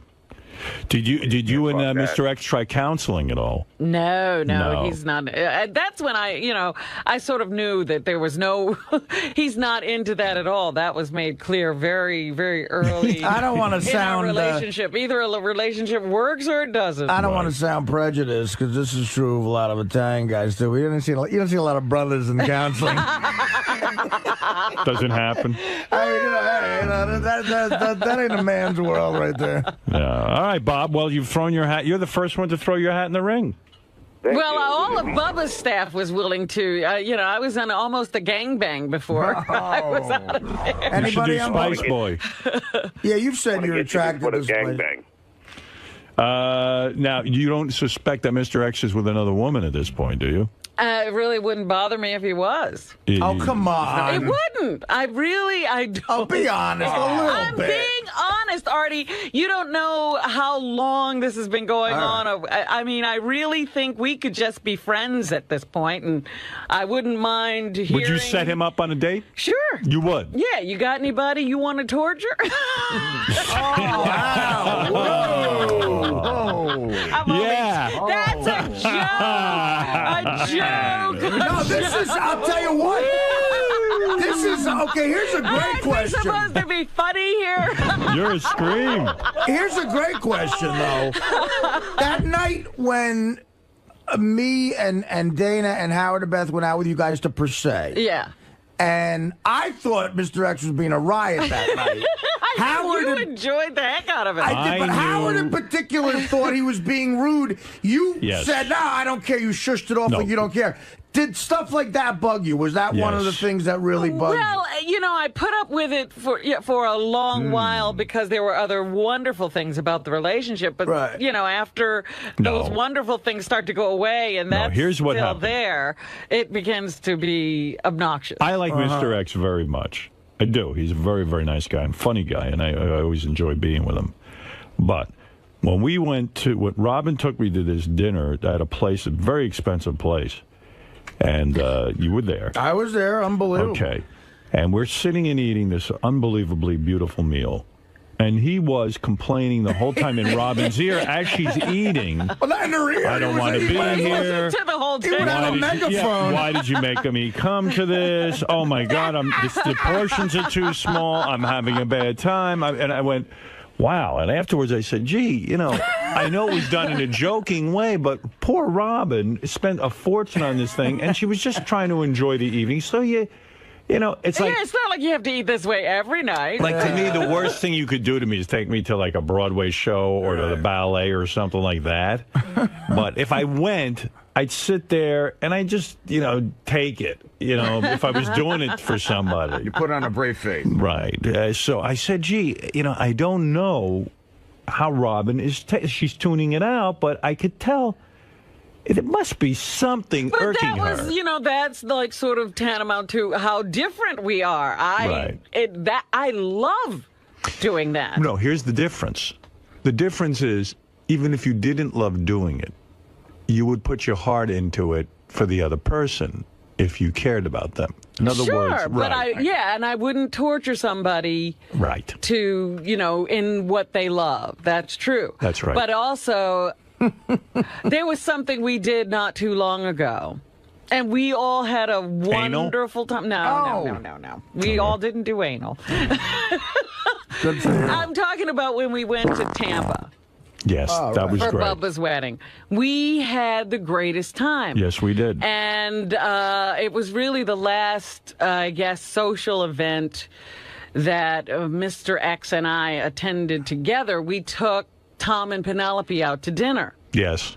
And I'm telling them all about that weekend and what a great time we had and how wonderful it was and how much fun it was to hang out with everybody and do whatever we did down there. And I said, yeah. He said, you really enjoyed it? I said, yeah, I had a great time. It was great. And he said, would I have enjoyed it? I said, not a second. Right. And I was like, yeah, that's it. We don't want to do the same things at all. What does he do? What fun does he have? Anymore.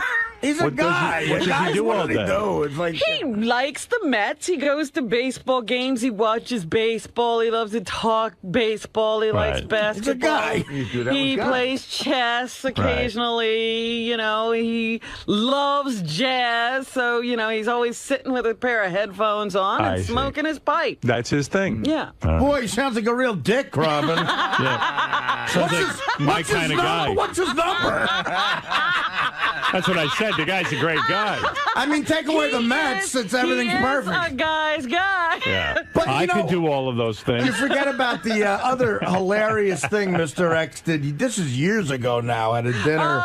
Remember, we were at some dinner, again, a Robin event. I believe it was one of your birthday parties at Union Pacific. Right. At Rocco DiSpirito place where Mr. X poured the water on Stuttering John. That was great. John's farting at the table.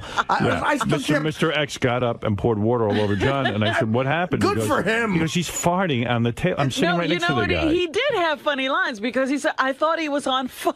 Yeah, well, and then somebody, everybody was with their new cameras. They had just come out where you could instantly see that digital thing, that clear thing. So Howard, it was when you had that camera. Remember, you fucking went on that thing. You were taking everybody's picture. Right. Howard takes one of Mr. X and never.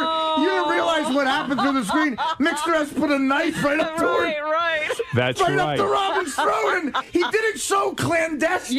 Yes, you wouldn't know unless you looked at the picture. You want to know Robin's something? got a I big got to smile tell you. on her face, and he's like this with the knife. It was funny. And we were laughing like crazy. It was funny when I looked at the pictures because I didn't notice. Oh, you were laughing your ass off. But I did say to Beth, I said, you know what? I don't know about this relationship.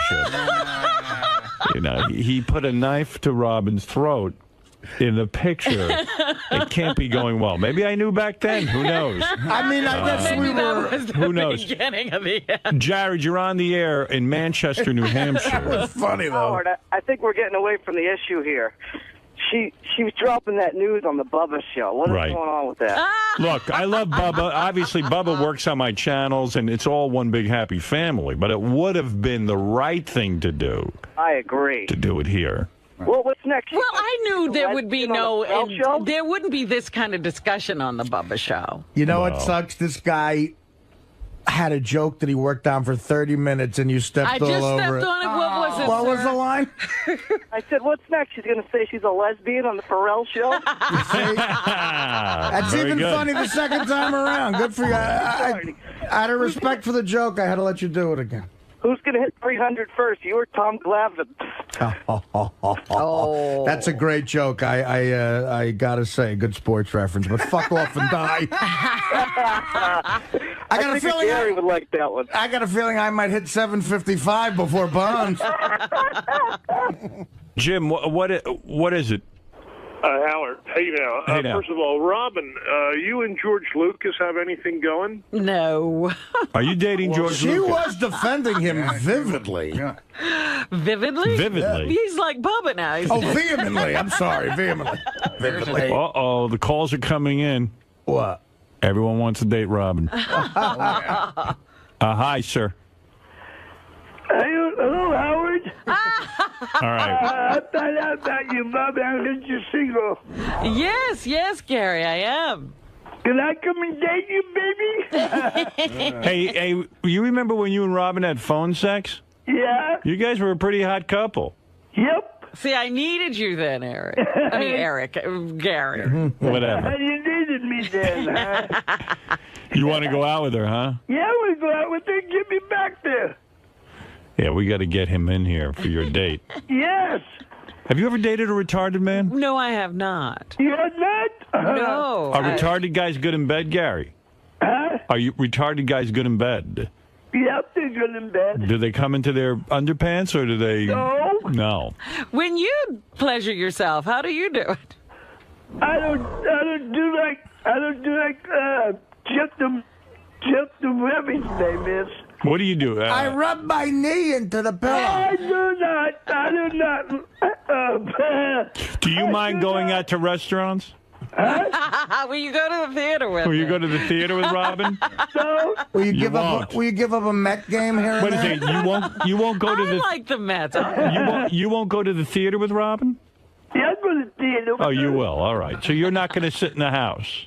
No. No, you're going to go out and do things with her. Do things with her. Will you take me dancing? Yeah. Because Mr. X, she says, while he was a great guy, he wasn't taking her to enough things. Yeah, I heard about it. Someone called me, but I can't say who it was. How would you? I got to play it. You know what I'm going to do? I'm going into these commercials. I'm going to play you and Gary having phone sex. Great moment. Wow, Gary, you're all excited. Gary, will you take Robin out and eat your own shit at the table? No. Hey, retard. Hey, old man, I got your movie. Thank you. Oh, thank you. It's big with the retarded community, actually. I got your movie so thank you for sending it to me. No, you're welcome, Gary. Especially that baseball thing. That was funny as hell. Where is... What was the movie about? Tell us. Something about baseball. I sent him Field of Dreams. Where's Robin and Gary having phone sex, Gary? Fafa. What? Fafa. Papa. Fafa Fooey. No, we're getting it. Hold on. Yes. Fafa? Fafa. Papa. Baba Fafa. Gary, Papa you fucking shut up. Gary, preview page 1. Hey, he's my boyfriend. Don't yell at him. Yeah, right. Don't be hard at my gooping, you weirdo. What? What is wrong with you? Hello? Gary, Yes. it's Richard. Hey, Richard, what's up? Guess where I'm at? Where you at? I'm at Robin's house. What are you doing over there? She's having a barbecue. A barbecue? Yeah. She actually wanted to talk to you. Do you want to talk to her real quick? Let me talk to her. Okay, here's Robin, Gary. Okay. Hello? Hey, Robin. Hey there. Hey, what's up? This is Robin Quivers. I know it's Robin Quivers. How are you doing? Oh, pretty good, I guess. So what you been up to? I hope you don't mind, but I've been telling everyone you're my sister. What? Your sister? Yes. Do you have a boyfriend? No. No? I just want you to know that I love you. Love you too. What you Yeah, right there. Gary. What? I'm on the other line. You're not going to believe this. Robin just pulled her pants down, and she's playing with herself. Yeah, I know, I heard it. Do you think we might be going a little too far? Hey, we can go far as we want. How romantic. Are you having fun, baby? Yes. Oh. Baby. Love me titties. Ooh. Look at the tits. Big boobies. Oh, yeah, right Look at the there. big boobies, baby. Squeeze the milk out and taste the milk. Oh, yeah, I can do that. Do it. Squeeze the milk out. Play with your vagina. Play with your vagina. Yeah, right Play with there. it. Play with that vagina, baby. Play with it. Hey, Robin, I want you. I want to see you twice a week. Let me warn you, I'm very good at what I do, and I'm very expensive. My fee is $70 a session. Okay, I want you. Oh, yeah, I can do that. Yeah, we can do that. No problem. It's time for me to go. Yeah, I gotta go. Okay, bye. So, take care of yourself, Robin. Bye. Bye. Try to keep in touch with me. Okay, bye. Bye. Love you, sweetheart. I love you. Bye. Bye. Yeah, bye. Bye. Bye. I think he might be better on phone sex than I am. He's great. Great, Eddie. He takes right over. You're quite a lover boy. Yeah, you hung up on me, Howard. Of course I hung up on you. I'm done with you. I didn't know. All right. I'll talk to you later. Okay, get me back out there again. Gary? Hi. Gary. What? This is Robin. Hi, Robin. I just want to tell you, when you had that phone sex with me, Right? I loved it. Did what? I love you. Love you too. Are you naked? I can't wait. I can't wait to come back to see Robin in New York. I want you to lick me. When you come to New York, will you lick me? No, I licked Robin. No, me, Robin. Yeah. Lick me. All right. Hey, Gar. That's getting weird. I hung up on him. Gar? Oh. Sorry. I wanted to keep tormenting him. All right. Yes, Could I ask you briefly about today's events? Today's events? What would those be? Well, your big announcement that you're It wasn't now... an announcement. Oh, well, your acknowledgement to Howard. Just talking to some friends, and you happen to overhear. Why did you hold out for so long to tell Howard? Because I felt it was, a rather private thing. It wasn't like a big cataclysmic breakup. We didn't have an on-again, off-again thing like, Artie was going through. Because I think that's what went on with Artie. They'd break up. They were having lots of fights. There was a lot of stuff going on to report on. Ours was just dying very quietly. And, for a while, you're not even sure. You're not sure what you're going to do, but you're not sure that you're going to break up. You're just sort of going through it. It wasn't really explosive at all. So because it's so gradual, you just kind of pick the right moment to sort of bring it up. It's not like hey, we had a big fight last night and it's all... Right, no, there was nothing like that. Now, what about some of your solicitations from some of the single members of the, fans of the show? Like, well, Gary I'm the definitely going to call Gary the retard. Definitely, he'll be getting a call from me. I think he should have the first shot. What does it take to woo Robin Quivers? Lots of money. Doesn't this look good? Is this the next couple? I think there's something brewing here. All right, Robin. Well, was it tough though talking about that on the air, because that's sort of like the... Well, again, it was like, geez, I haven't even said we've had problems. There was no build-up.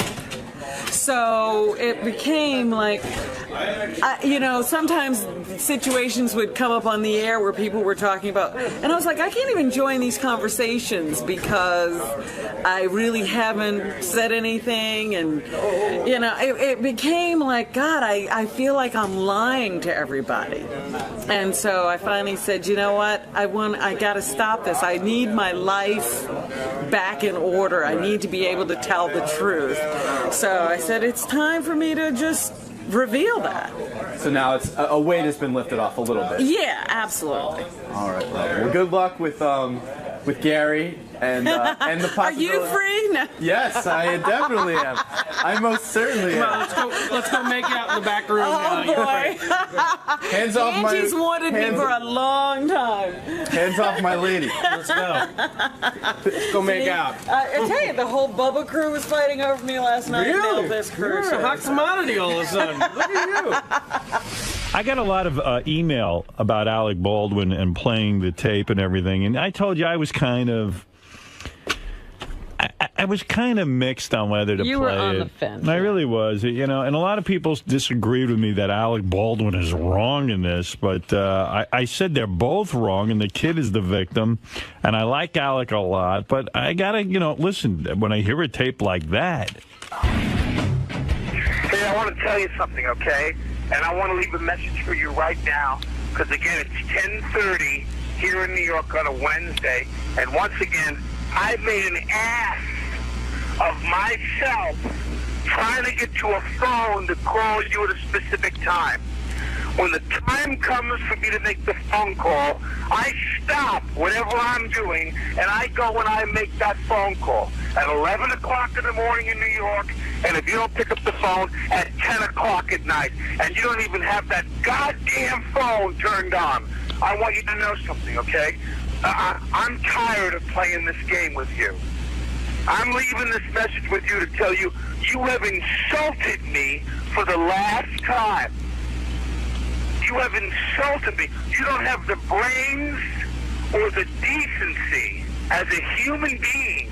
I don't give a damn that you're 12 years old or 11 years old, or that you're a child, or that your mother is a thoughtless pain in the ass who doesn't care about what you do as far as I'm concerned. You have humiliated me for the last time with this phone.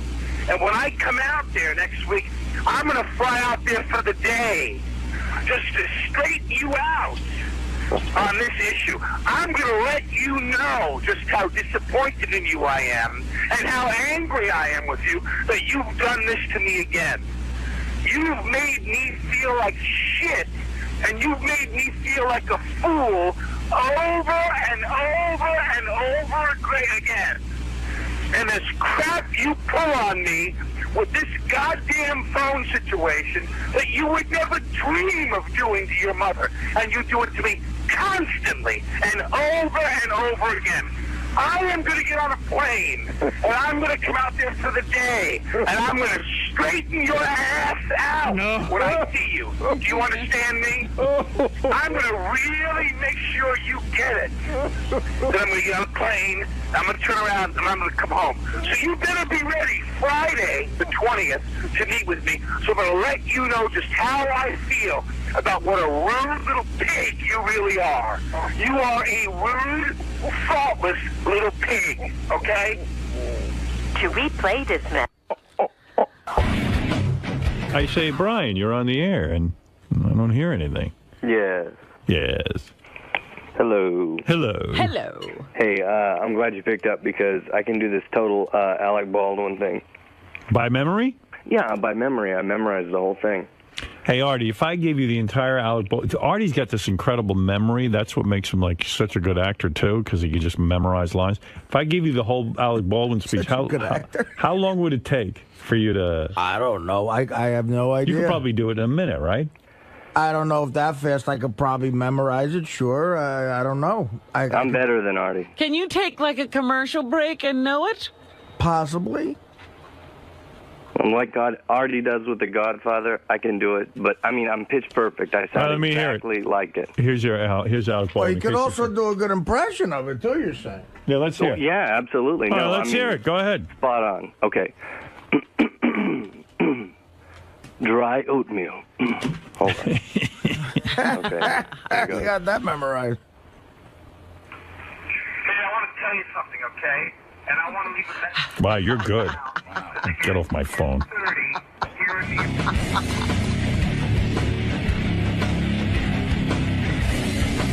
Hey, I think I got some of this down if you want to try me. Go ahead. All right, I got to... You want to do it with a megaphone or... It's up like through a phone? Well, I'm not, it's Give funny. That effect? Let me explain my process when I work. I try to memorize it first and then get like a character voice down or try to like say it. Ladies and gentlemen, here's Artie Lange doing his interpretation of the Alec Baldwin phone call. So there are several steps to the process. Yeah, and let me remind you that he is not using a sheet of paper in front of him. This is, It takes several steps to get dirty work in The Bachelor. I see. All right. The amazing part is that he memorizes within minutes. Go ahead. I want you to know something, okay? And I want to leave this message for you right now. Because, again, it's 10:30 in the morning here in New York on a Wednesday. And once again, I have made an ass out of myself trying to get to a phone to call you at a specific time. When the time comes to make that phone call, I stop whatever I'm doing to make the call, and at 11 o'clock in the morning here in New York, you're not there to pick up the phone. At 10 o'clock in the evening, and I call, and you don't even have the goddamn phone turned on! I want to tell you something, okay?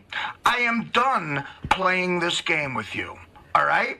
I'm leaving this message to tell you that you have insulted me for the last time. You've insulted me.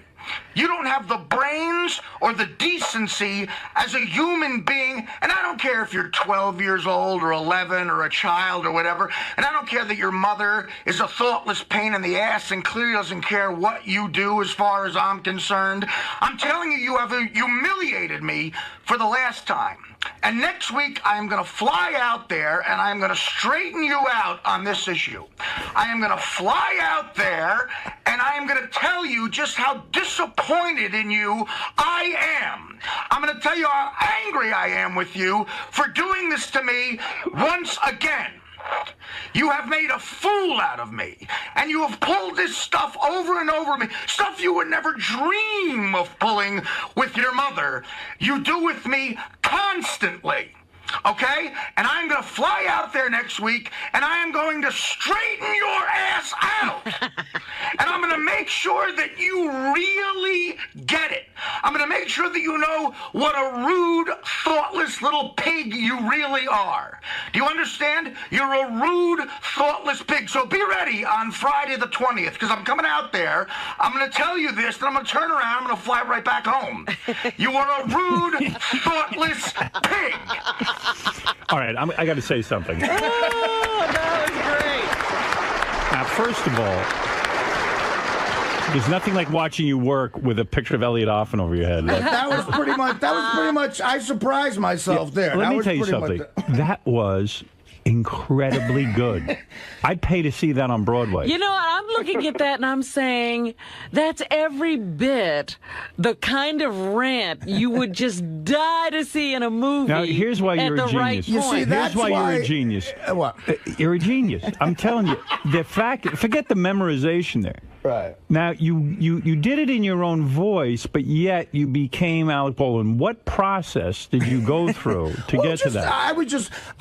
Gary points this out a lot, and it's very perceptive of him. Like Fred is a brilliant guy at doing impersonations. A mimic. I am not... I'm not good at impressions. I'm good at mimicking. Like, I'm good at getting a cadence down or picking out one little thing that might be funny about someone and just doing it repeatedly.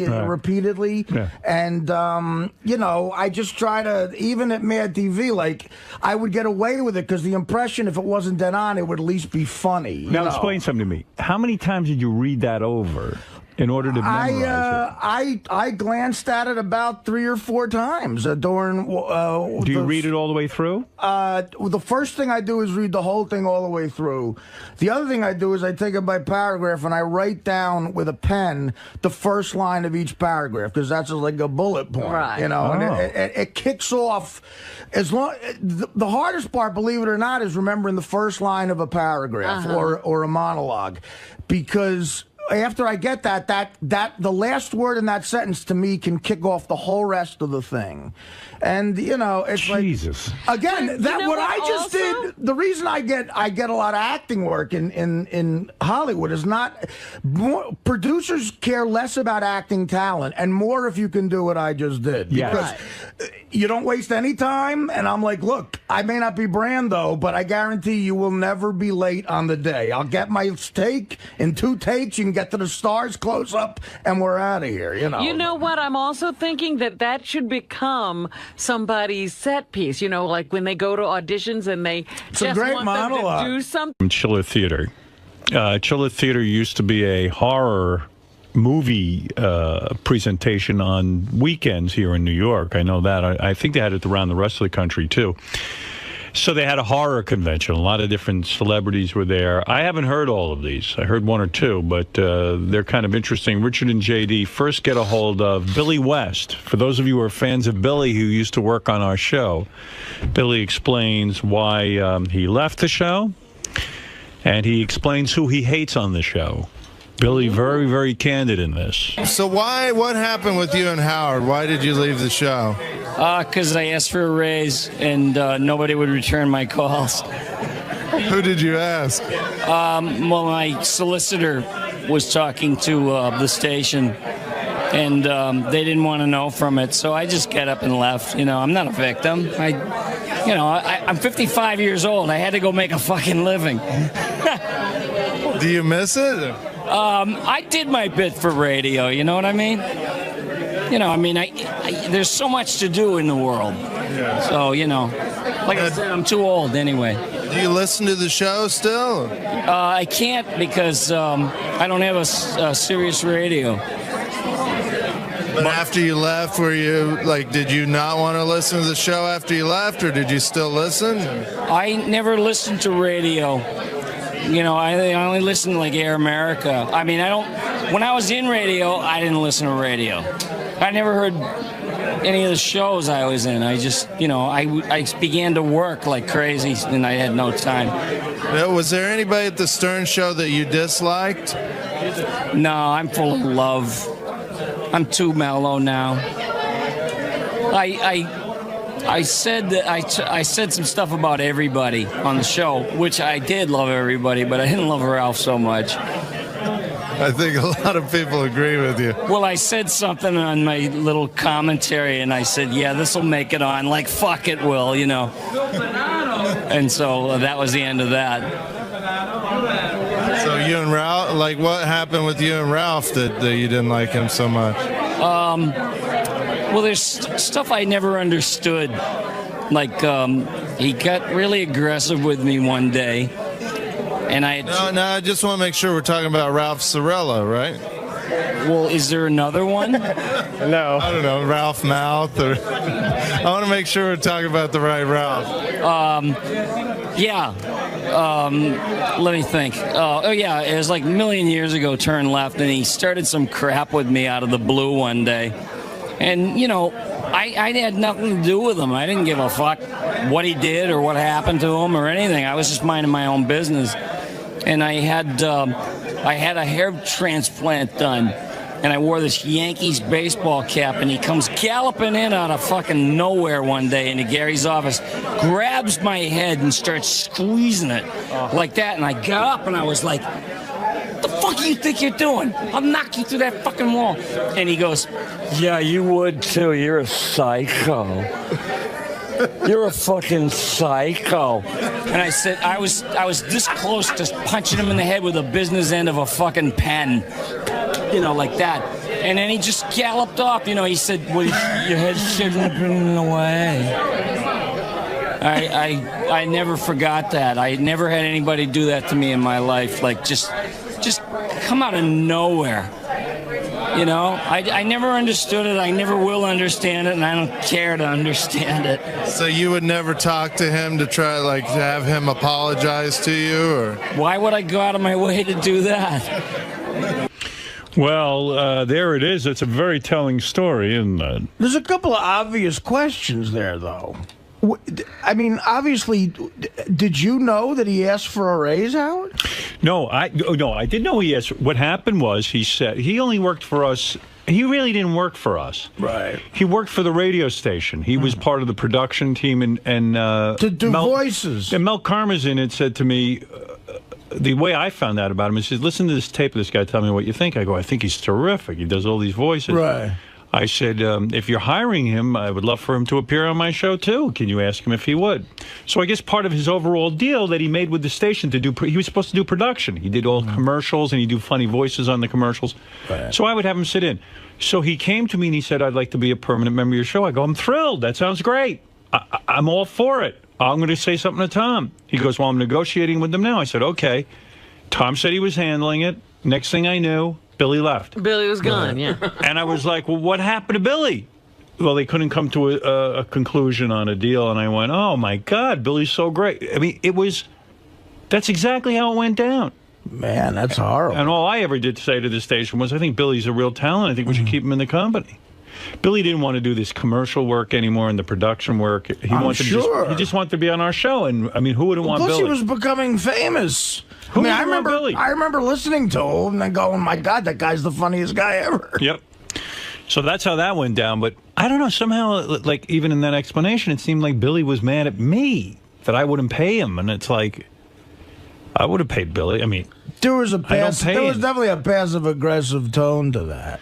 Yeah, I know. But I feel bad because I love Billy. And I don't know, I always think Billy's angry with me somehow because he never comes on the show and like hangs out. And no, he said he would come on anytime. Oh, really? We've asked him a number of times, but he hasn't ever shown up. Yeah, because I love Billy. Yeah, he loves everybody. And I was sad when he left. I was like, oh, fuck, we lost this great guy. Billy. No, we interviewed him for a while. I mean, I just pulled the best part, but he had real nice things to say about everybody. He's not bitter at all. Oh, good, okay. Was there anything that bothered you about, like, say, Gary? No, I thought Gary was a sweet guy, and I also thought he was real smart and loyal. I always admired loyalty more than anything in this world. What about Fred? Did Fred creep you out at all? Or? No, I thought Fred was amazing. I really looked up to him and saw how he did things on the show. And we got along fine whenever we got together. like on a bus trip or whatever we went to do, I used to talk to him. And we talked about like old TV shows and stuff, and he's a musician, you know, and he's a great musician, and I'm a musician, so we had a lot in common. What about Jackie? Jackie, I liked him very much. People just think he was like this baggy pants drunk with a seltzer bottle, you know, with the beep nose and the big fucking shoes, you know, drunk. But he was not just a compendium of every joke that ever existed. He like when you're with him personally, he says the funniest. I mean, he has the kind of brain Robin Williams wishes he had. I don't know. I just feel so bad that I liked him so much. I don't even mind admitting to you that when Jackie left, I remember discussing it with writers at the Norm Show that we all heard the rumor was he was going to take this job. Jackie, right. we were like, my God, that's going to be the greatest thing ever. Yeah. Well, Billy... Yeah, he went out to the West Coast. We lost him. That's it. That's how it worked. Let's see. Richard and J.D. interview Eric Roberts, the famous brother of Julia Roberts. I understand when you first approached him, he didn't know you were from our show, and he bawled you out. Well, he went up to our cameraman, Adam, and said he was going to kick his motherfucking ass or something like that. He just jumped out of his chair and ran up to our camera. He's nuts. When he saw a camera, he got freaked out. But then he found out it was for you, and he loves you, so he was happy to be here. He is, the very famous Eric Roberts. So, Mr. Roberts, what are you up to today? Signing autographs, saying hi to people I don't know. What are you doing, Dracula? Interviewing you. What? Why are you out in the daytime, pal? I'm indoors. Ah, that helps, huh? Gotcha. Okay. What do you think of the whole? Well, we have skylights, though. I know. I'm sweating it. What do you think of the whole 𝗦𝗵cie situation? I think it's unfortunate. I think. I'm not an 𝗦𝗵cie fan. I'm a Howard fan, but I feel bad for him because he's always been paid to be outrageous, and he's being outrageous, and he had to say nappy-headed hose, and he's hung out to dry for it. I think it's an overreaction, but I also think it was uncool for anybody to say that. But he's known for that kind of stuff, so why come down on him so hard? I think that maybe. Howard should help him because Howard's the only one who probably can, I think. But I feel bad for him. I don't know why, but I do. But also, that girls' basketball team did not deserve to be called nappy-headed hose, but that's another story. Have you ever used the N-word? Never. Except never. Do you shave your private parts? Only when my baby asked me to, and she says, "Eric, let's have a little bald action." I say, "Okay, let's do it." Did you vote for Sanjaya? Of course I voted for Sanjaya. I'm a Howard Stern fan. You do whatever Howard says? Pretty much. About half-assed, yeah. Do you mind if we ask about your sister? Whatever you want to ask. Are you guys friendly now? Well, here's the problem. She asked me, "What do you think of my husband?" I said, "You don't want to know." She says, "Oh, no, tell me. I said, "Okay. He's married to a woman. They're making a baby." Then the movie star makes eyes at him, and he divorces his wife, and he goes after the movie star. I don't think much of him. Get out of my house and never come back. That didn't really happen, though. Are you circumcised? Indeed. Are you as sexually active now as you've ever been? Ask me again, because I was sweating. I'm trying to wipe it off. Are you as sexually active now as you've ever been? Now I'm more. Because I got a wife who's just hotter and hotter and hotter and hotter. Who's the biggest a-hole in Hollywood? That's a hard question. There's a lot of room for that. I don't think I'm the one to pass that on, though. Next question. How heavy is the fattest chick you ever banged?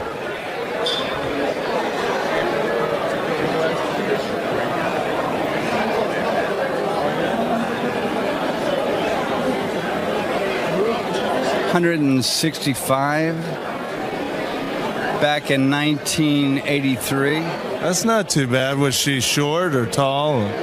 She was as big as I was, with the breast the size of a 5-pound coffee can. Do you listen to Howard on Sirius Satellite Radio?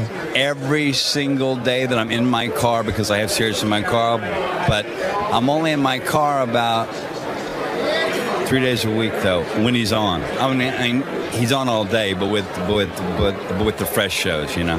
Yeah. Who's your favorite porno star? Oh, it's that girl who got all the pornos back, who was a minor. What's her name? Tracy Lords. Tracy Lords was it for me. Is it for me? Even when she was... In fact, she's a friend of my wife's, too. What? Even when she was underage? I don't go for underage, but she was talented. She was talented. I agree. Yeah. Well, I think we're good. Thank you, Mr. Roberts. It was great talking to you. Robin, I miss you. I love you. I think about you. I fantasize about you. And I can't wait to see you. What would you do to Robin's titties?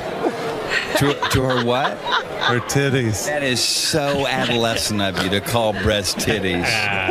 Robin, I'd never do that to you. What would you do to her breasts? Make them happy. Make them stand up and applaud. Thank you, Mr. Roberts. Salute, Howard. I was quite shocked with Eric's story about what he said to Julia Roberts. But he said it didn't happen. It sounds like it did. I think it's hard to tell. I don't know. He said it never happened. I don't think Julia talks to him, so I don't think it actually Well, did. obviously he doesn't think much of her husband. Right, I Based mean on that's what he's read. Right, exactly. I mean, you get at least that out of it, Yes. right? But let me ask you this. If Julia was talking to him, do you think he'd tell her that? I don't know. Maybe. He's a pretty outspoken guy. He is. I just wonder. Maybe you try to keep the peace. You know, he doesn't have to live with the guy. There was a guy, 3 movies in his young career. He was like a young De Niro. You had the Pope of Greenwich Village, that train, Runaway Train, and Star 80. People thought he was like the next fucking thing. Richard and J.D. I'm going to skip Mason Reese. Well, he's on Heroes now. He's making a comeback. Eric Roberts. Yeah, he's good. He's a good actor. Richard and J.D. interview a convention goer. This guy's pretty funny. What's up? It's JD. We are here with a fan at the Chiller Theater Convention. What's your name? Stuart. Stuart. What exactly did you come to see in specifics? Well, let's see. I came here for the experience, the convention experience. And I also came here to see some of the celebrities, like specifically Robert Beltran, Billy West, and Wally Wingert. Yeah. And how many of these conventions have you been to before? Oh, I've pretty much lost count. How old are you? 40. I'll be 45 in October. And when was the last time you got laid? Ha ha ha. Have you ever met a girl at one of these conventions or anything? As I said, I mainly go for the experience and interaction with the celebrities. Richard, do you have anything to ask him? Hopefully it's something intelligent. I have my doubts. You have gout? No, I said I'm starting to have my doubts that what I'm going to be asked is intelligent. What's your favorite TV show? Oh, that depends. Well, that varies. Like, for instance, when it comes to comedies, it has to be The Simpsons. What about sci-fi? Science fiction, the stuff that's currently on the air, it would have to be the Stargate franchise. How often do you masturbate? Ha ha. Well, I thought you were going to be asking intelligent questions, but apparently I was mistaken. Do you live with your mom?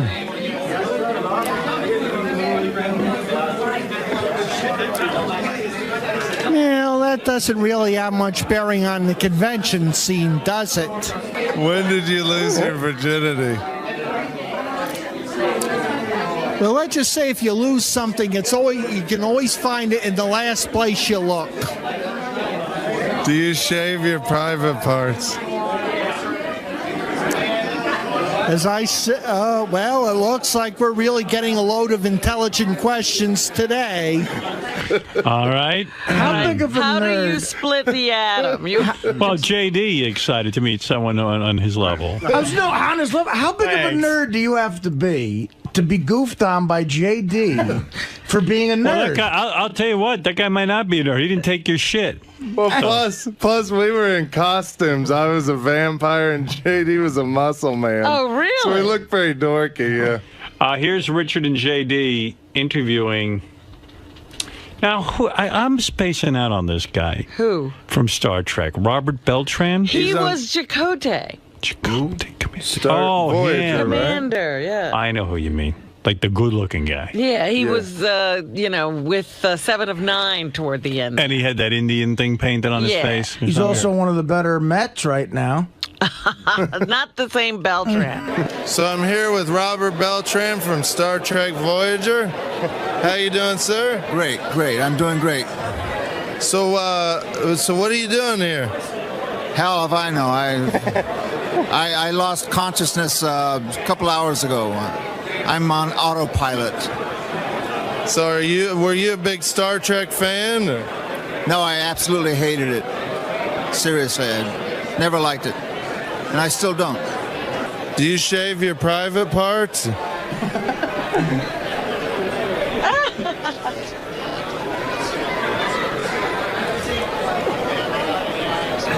Why must you ask that? Do you like a girl to shave her private parts? Let's just say I like girls shaved and unshaved, okay? Doesn't matter. Have you ever had a gay experience? I think you guys need to get laid. I really do. I haven't had these questions since I was in junior high school. I'm just curious. Oh yeah, the people that come here, do you kind of laugh at them or? No, I don't laugh at them. What's to laugh at? Well, look at us. I mean, I'm taking you seriously, so why laugh at them? I got one. Have you ever gotten laid at one of these conventions? Man, why don't we go to the next question? Are you circumcised? Man. You know what? I really am offended by these kind of questions. I mean, not really offended, but I just don't want to answer them because they're ridiculous. I'm circumcised, by the way. Good for you. Good for you. Wow, that was a good interview. That was the funniest interview ever. Refresh my memory on this one. Who is Sybil Danning?